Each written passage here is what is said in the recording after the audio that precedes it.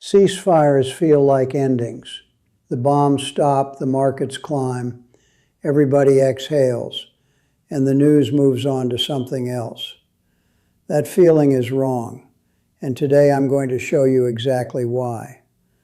What happened on April 7th, 2026 deserves a closer look than it's getting. Trump posted on Truth Social, not at a press conference, not in a national address, but on Truth Social, that the United States and Iran had agreed to a 2-week truce. Hours before that post, he threatened to flatten every bridge and power plant in Iran if they didn't reopen the Strait of Hormuz. Markets surged on the news.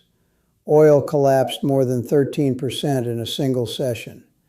Anchors smiled. Commentators celebrated. And then Iran published their official response, accepting the deal. And here's where you need to slow down and actually read what they wrote. Iran's Supreme National Security Council put it this way, and these are their exact words. It is emphasized that this does not signify the termination of the war. Our hands remain upon the trigger, and should the slightest error be committed by the enemy, it shall be met with full force. That is not surrender language. That is not even ceasefire language. A country that accepted defeat does not publish statements about keeping hands on triggers. Trump called it a total and complete victory. Iran called it a pause with weapons still loaded. One of those descriptions has to be wrong. And understanding which one takes us all the way back to June of last year. If you're learning something here, please hit subscribe. Many of you are aware of what's been happening with the channel. If you feel like supporting, a link in the description. I've spent months researching what's coming between 2026 and 2030, and I put it all into an ebook called The Next Global Shift: How to Stay Ahead of Economic Collapse and War, the economies, the conflicts, the moves you need to make. If you want my ebook, link in the description. Less than 12 months ago, in June 2025, Israel launched what became known as the 12-Day War. More than 200 Israeli fighter jets hit over 100 targets in a single morning. Nuclear facilities, military bases, command centers, all of it struck before most Iranians had finished breakfast. An operation codenamed Red Wedding killed 30 Iranian generals within minutes, along with 9 nuclear scientists. The United States joined on June 22nd, sending strikes into Natanz, Foraa, and Isfahan, the most fortified sites in Iran's nuclear program. 12 days after it started, a ceasefire landed on June 24th, brokered by the U.S. and Qatar. Netanyahu called it a historic victory that would stand for generations. The ceasefire held, the world moved on. And this is where the story gets complicated, because after June 2025, something unexpected started happening. Iran negotiated. Indirect talks resumed.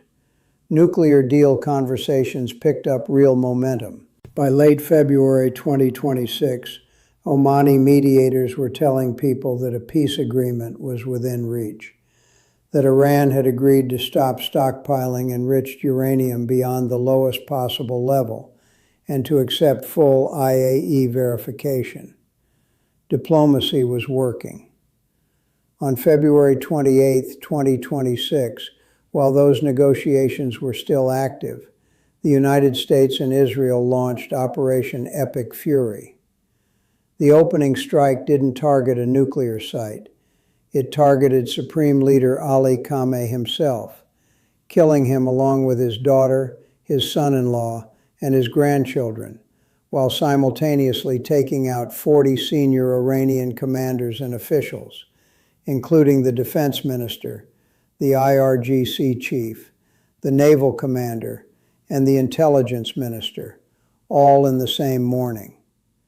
Analysts described it as the worst decapitation of a government's top leadership in Iran's modern history. The Omani mediators later noted that a peace deal had been within reach just before the strikes. The International Crisis Group's Ali Vaiz described Khamenei as the most pragmatic decision-maker in the Iranian system, adding that his assassination potentially closes the door on nuclear diplomacy and empowers less predictable hardliners.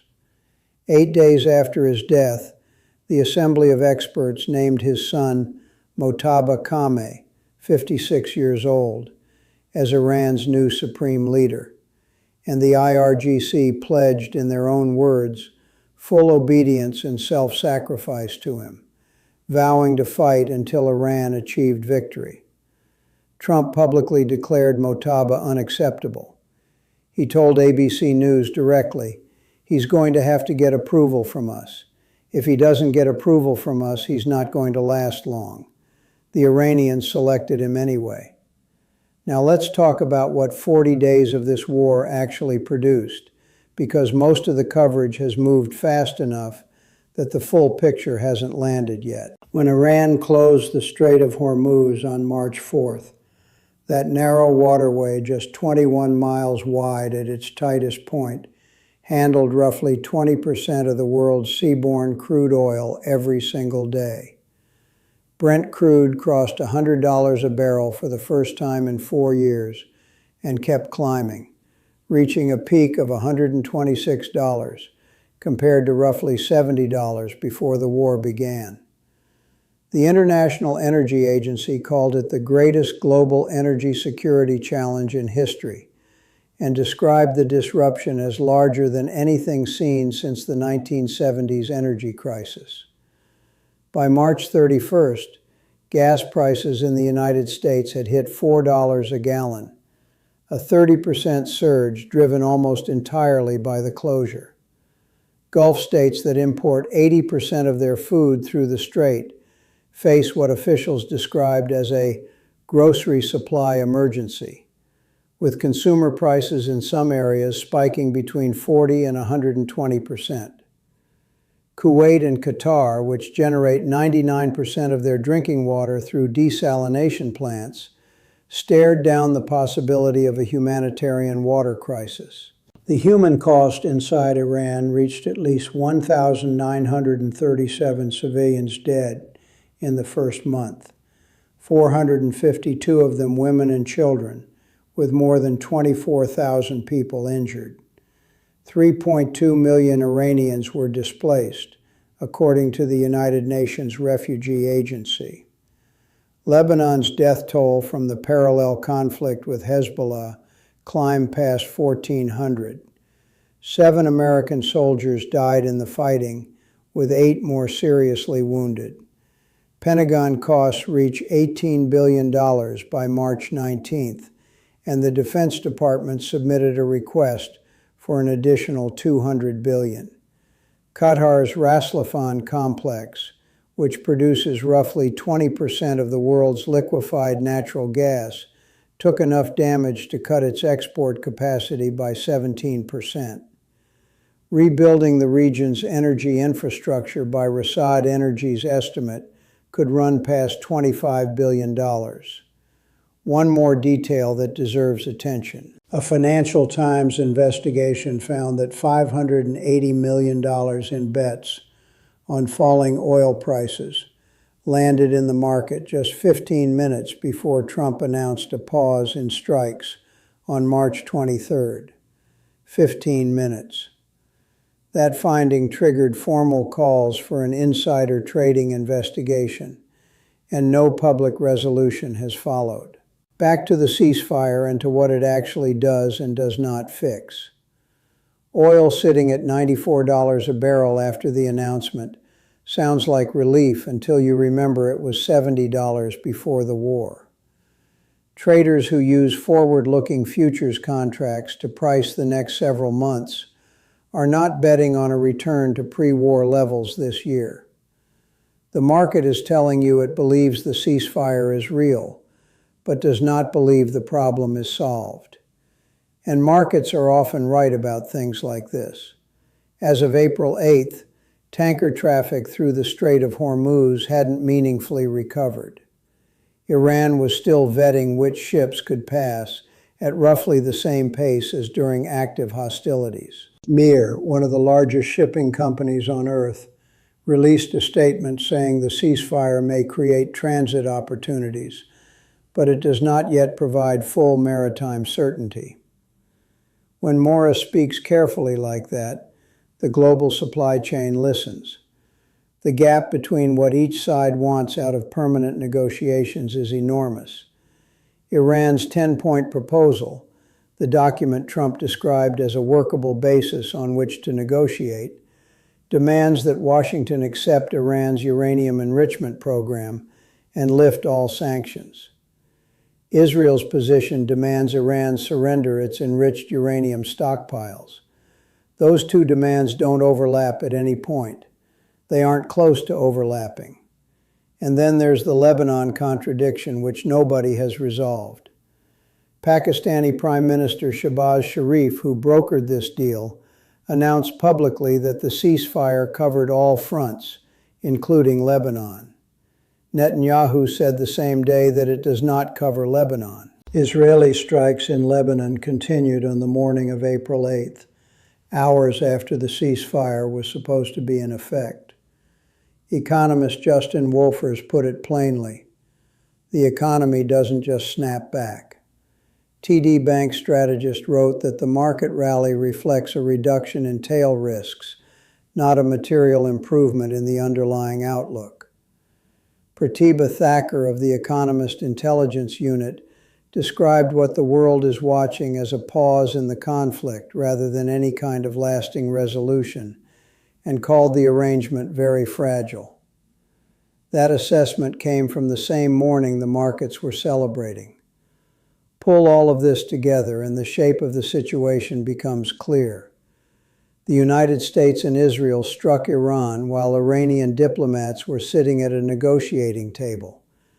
They killed the one Iranian leader most analysts consider capable of making and delivering a deal. His replacement, selected by Iran's own institutions, has been publicly declared unacceptable by the American president. The IRGC has pledged total war.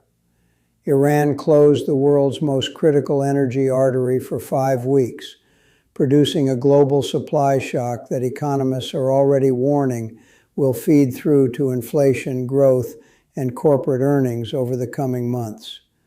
A ceasefire arrived under deadline pressure, and Iran's own acceptance statement explicitly said, "The war continues." 3 enormous problems sit completely unresolved. The nuclear question is untouched. The IAEA still lacks access to damaged sites, and neither side has agreed to what inspections would even look like under any future deal. Iran's new leadership remains, by American admission, unacceptable to Washington, which makes any lasting agreement structurally difficult to explain to domestic audiences on both sides. And analysts have raised the real possibility that Iran may permanently institutionalize some form of authority over Strait of Hormuz shipping, a constraint on global energy that simply didn't exist before February 28th. 2 weeks, that's the window. Delegations meet in Islamabad on Friday, April 10th. Watch those talks. Watch whether tanker traffic actually normalizes or stays at the trickle it's been running at.